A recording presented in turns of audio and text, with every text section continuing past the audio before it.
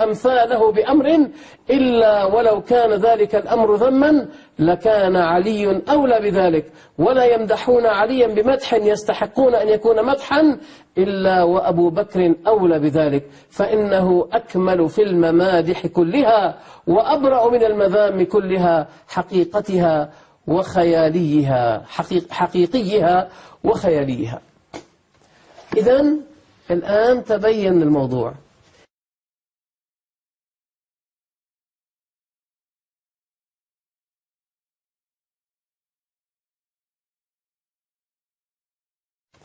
إذن الآن تبين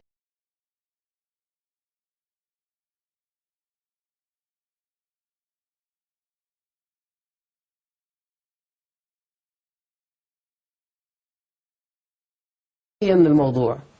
إذا كنتم تذمون أبا بكر لحزنه على النبي صلى الله عليه وسلم هذا أمر مذموم، فليكن الحزن الذي نسبتموه إلى فاطمة أمر مذموم من باب أولى.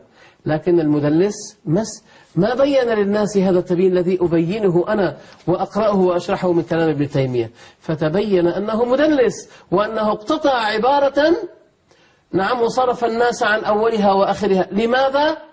ليوهم الناس أن ابن تيمية إنما أراد أن يطعن في أهل البيت ويقول أنهم طلاب دنيا. لا، حاشا لله.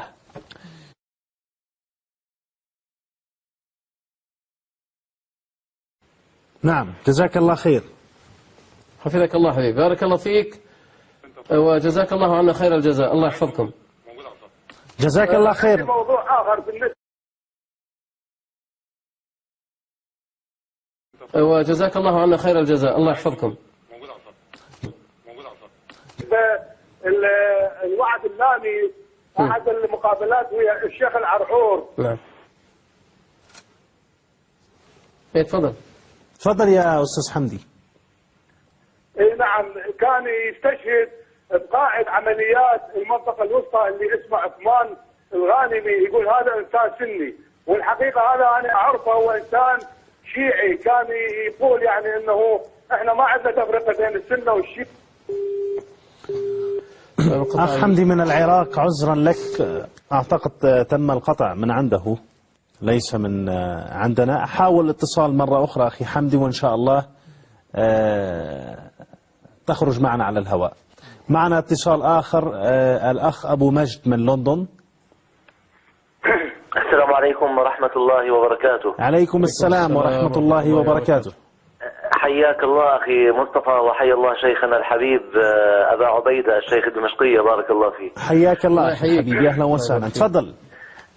اسمح لي يا شيخنا، الآن جالس والله بحتفل، بتناول مادة الكيك احتفالا باعتراف الحيدري بالحديث النبوي الذي يقول أن لله أصل. الغريب يا شيخ بارك الله فيك، يطرحون علينا مواضيع للأسف نبحث عنها لا نجدها في كتبنا ومصادرنا المعتمدة. نعم.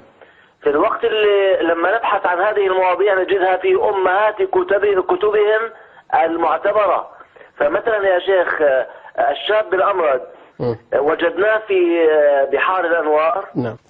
إذن الآن تبين الموضوع. إذن الآن ظهر الحق تبين الموضوع. وبان. احفظ الصوت يا ولد، احفظ الصوت يا ولد. الآن ظهر الحق وبان. احفظ الصوت، احفظ الصوت يا ولد. الآن ظهر الحق وبان الصبح.